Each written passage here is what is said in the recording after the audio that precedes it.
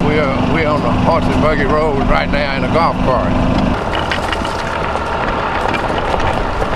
Jimmy Gentry rides around on his farm in Franklin.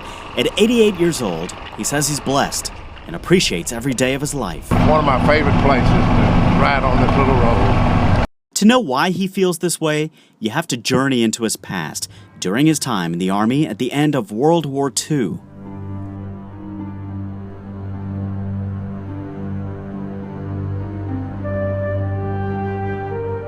Death around you, near death, you see death, you see the horrors of war. There's nothing any worse than that until April the 29th, 1945.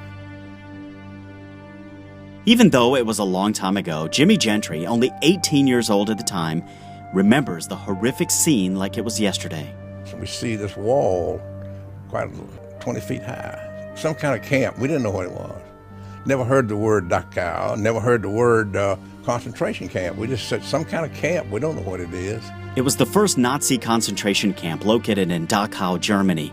He didn't know it at the time, but Gentry and his unit were there to free the Jews held in captivity. What he saw and smelled next, he'll never forget. And there for the first time we saw bodies. Not a few bodies, hundreds and hundreds of bodies. Dead bodies. That's where the smell was coming from. More than 200,000 Jews were held in this camp. More than 40,000 were murdered. They had on clothes like pajamas, striped. You could see every rib in the body. Arms and legs no bigger than a broomstick. When Gentry's unit crossed over another wall of the camp, they saw more bodies.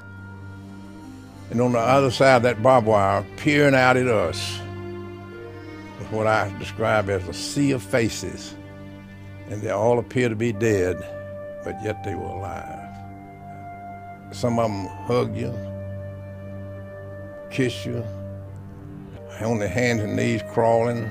The images will haunt him forever, but knowing he helped liberate thousands of Jews gives him some solace, and by what he calls a miracle, has gotten him in touch with one of the men he helped free nearly 70 years ago. It happened recently when a little boy standing with his mother saw this picture in Gentry's office asking who these men were. When Gentry told the boy that they were men from a concentration camp, it immediately got the mother's attention. She looked down and said, "That's my daddy." She cried. She sat down, she started talking to me, and as she talked, she said these words, "That's all he talks about is the day the soldiers came." Gentry and the woman's father ended up meeting face to face. Another miracle, as he describes it, is this picture.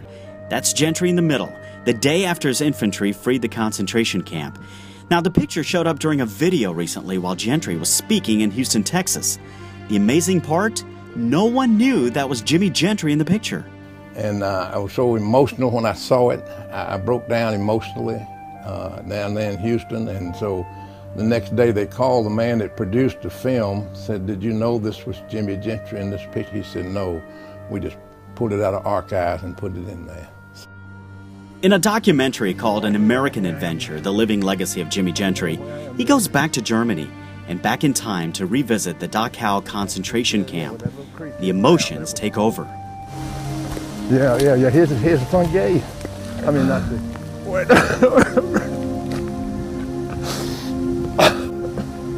The Dachau concentration camp is now a memorial site. And then, see, they brought the bodies from here into the ovens.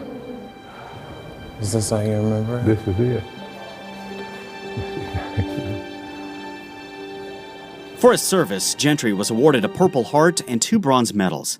Back at home, World War II artifacts and pictures fill the walls of his glass ice house, which is located right next to his main house, where he likes to hang out. As we approach Veterans Day, Gentry says what's often forgotten is who we're honoring and why. He says it's important to remember the soldiers who never came home. 6 of my classmates didn't come home, and one with 13 boys in the class. So 6 of them didn't come home. My brother didn't come home. Besides being a war hero, Jimmy Gentry is also known as Coach. He coached football at 3 different schools, including Franklin High, Battleground Academy, and Brentwood Academy. It's not unusual for some of his former students to stop by and say hello. In fact, while we were doing the story, Anna Pace Mueller came by for a visit. Gentry taught Anna biology at Brentwood Academy more than 30 years ago. He is such a source of wisdom. He tells great stories. And his wisdom is really a treasure to my heart. Jimmy Gentry lives on a 400-acre farm in West Franklin with his 2 sons and their families. He's turned this place into a community farm, from hosting camps to even school field trips. Even if you've never been here, odds are you've likely heard of Gentry's farm. The farm belonged to his late wife's family. The 400 acres is a prime piece of property surrounded by housing and commercial development. Gentry's been approached many times to sell the land. A lot of people that love this land are right here on the land, but those others that love this land, they're not going to get it. Jimmy Gentry, a war hero, a coach, a teacher, a farmer, a painter, and an author. He's a man who's loved by many, admired by his former students, and respected by his peers. A man who appreciates life, and now you know why. In Franklin, Nick Parangipe, Williamson Source.